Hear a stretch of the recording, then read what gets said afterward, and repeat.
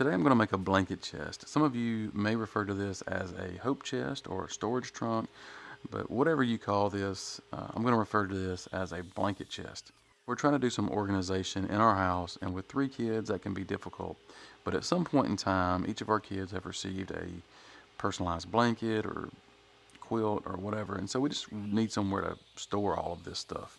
So this is the perfect project. It's real easy to do. It can be built in a day, so anybody can do this. The entire project consists of 1x4s and some plywood.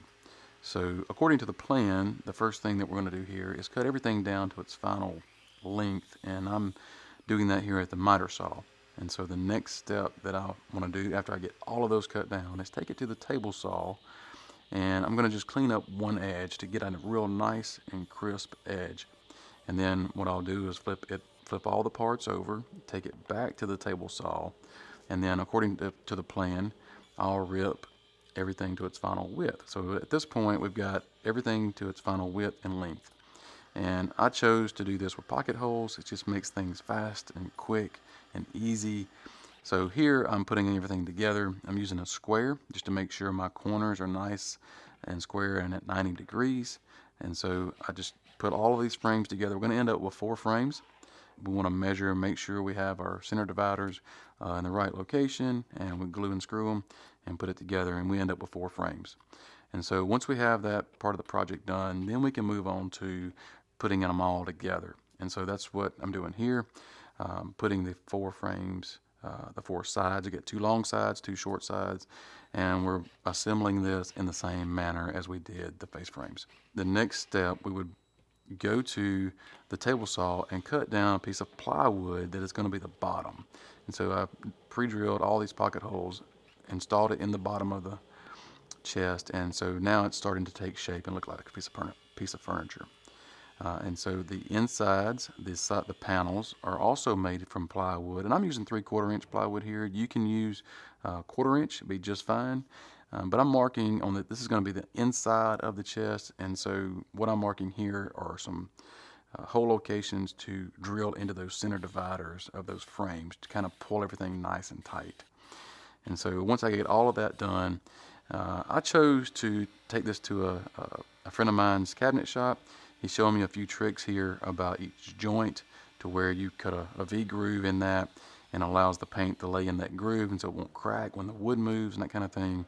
And so we just put wood filler and some of the imperfections and sand all that out. So we have a nice, clean, flat surface all the way around. And so he's going to teach me a little bit about spraying in this project. So I'm learning a lot here. So he's mixing up the paint. And this is right here is one of my first ever sprays that I'm doing. And so he's just helping me along.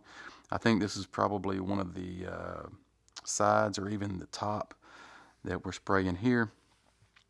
And it's really interesting the way all this comes together, and just makes it for a nice, really good finish. Actually, all of this is just primer. We're going to get to the final paint here in just a second.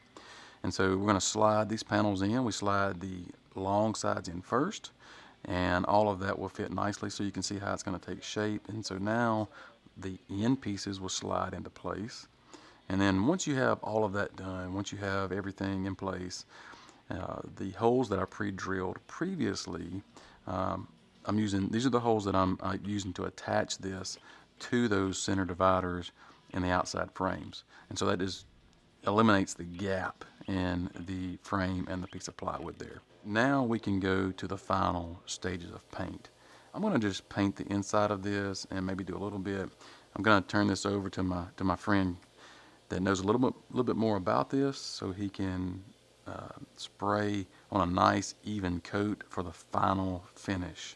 And so that's what's going on here, is the final coat of paint. This was a really good experience. I wouldn't change this for anything. I learned a lot. As we bring this out, you can just see that nice gloss. Of course, it'll dry. As it dries, it won't be as glossy, but it just gives it a really nice finish. And so after all of that, after it dries, I bring it back to my shop. We're going to install this frame over the top of the chest here. And so this is going to cover up all the plywood and just give it a nice finished lid appearance. And this is the top. And so the top will go on. We'll put uh, a long piano type hinge along the back side, and then we'll just pre-drill some holes for each hole location.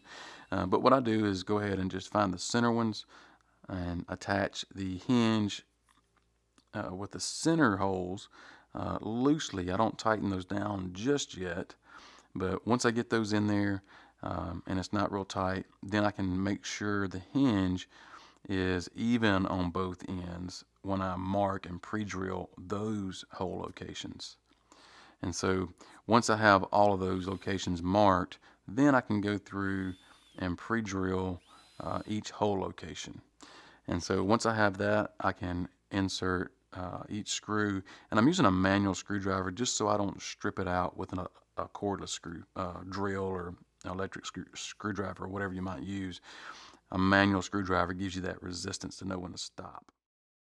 This is the final result of the blanket chest, and I have to say that I'm very pleased with how this came out.